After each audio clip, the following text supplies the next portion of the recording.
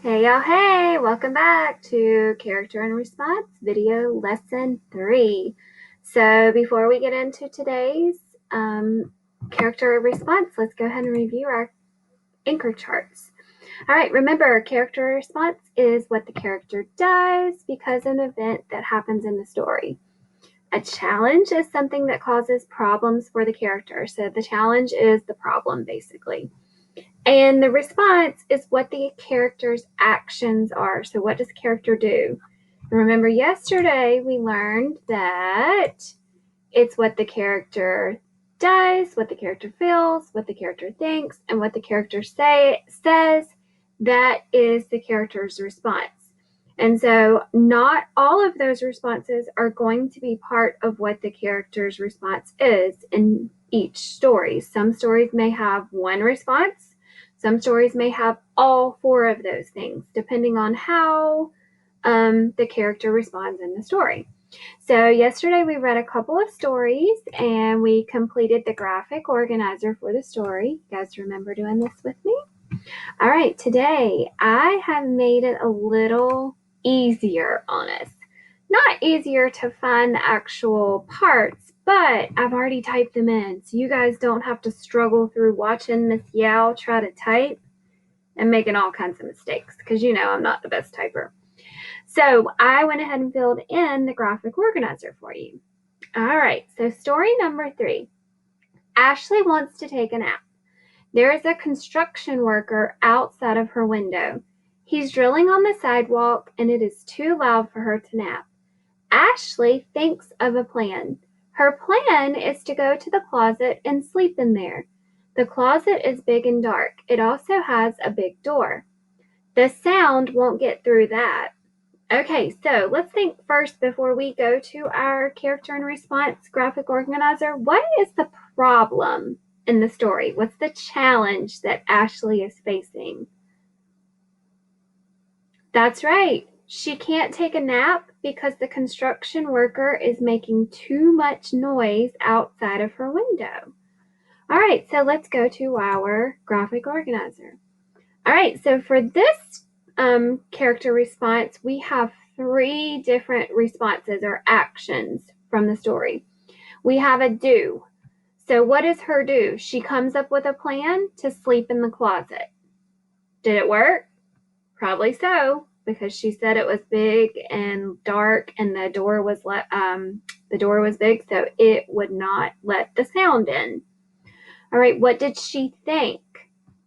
She comes up with a plan to go in the closet to sleep in there since it's big and dark. So if we look back in the story, right here it says Ashley thinks of a plan. Her plan is to go in the closet and sleep in there. All right, and how does she feel? So remember, feelings can be what people want. If I want to eat a Dorito, that's a feeling, right? So Ashley wants to take a nap. That is her feeling in the story. Now, in this story, there are no says. When I look back, there's nothing that the character said. So we only had 3 different reactions. We had the do, the think, the feel. No say in this story. All right, our next story, story number 4. Joe loved his math class. He liked how bright and colorful the classroom was. There was only one problem. Joe couldn't count money. He kept trying, but he just couldn't do it. He tried it during centers and for homework, but it was too hard. Joe thought of a way to learn how. He asked his teacher if she would stay after school to help him. She said, of course. Okay, so let's think first before we go to our graphic organizer. What is the problem in the story? That's right. Joe couldn't count his money. Some of you might have had this problem a couple weeks ago when we were learning money. So Joe had the same problem. He could not count money. All right, so let's see how he responds to the fact that he can't count money in the story. All right, in this story, what did he do? Well, the story says that he kept trying, but he just couldn't learn how to count money. It says he tried it for centers and for homework, And then one of the actions, one of the things that he does is he asks his teacher for help. Now, along with that, this is a do. You physically have to ask someone something, right? So you're actually doing something. But this one will also, this right here, it will also go under our say, because a say is something that you have to say out loud. And so his say is that he asked his teacher to stay after school to help him. All right, what was he thinking?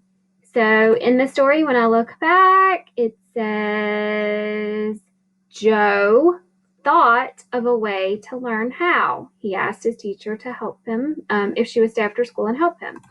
So his think is that he thought of a way to help him learn. He would ask his teacher for help. All right, how did he feel? So if I go back in the story, love is a feeling, right? Yes, Joe loved his math class. That's a feeling. Like is also a feeling. He liked how bright and colorful the classroom was. So both of those are feelings. Both of those are responses to to his problem. He loves math, but he's having trouble with it. He likes the bright and colorful classroom, but he's still having trouble with his math. So in this story, we had all 4 of those responses. We had a do, we had a think, we had a feel, and we had a say. All right, yesterday you watched the story Chrysanthemum. Today you are going to get I cannot talk. You're not getting a watch. You're going to get to watch the story A Bad Case of Stripes. And today you're going to do the same thing. You're going to look for the problems in the story, and you're going to look to how the character responds to each event.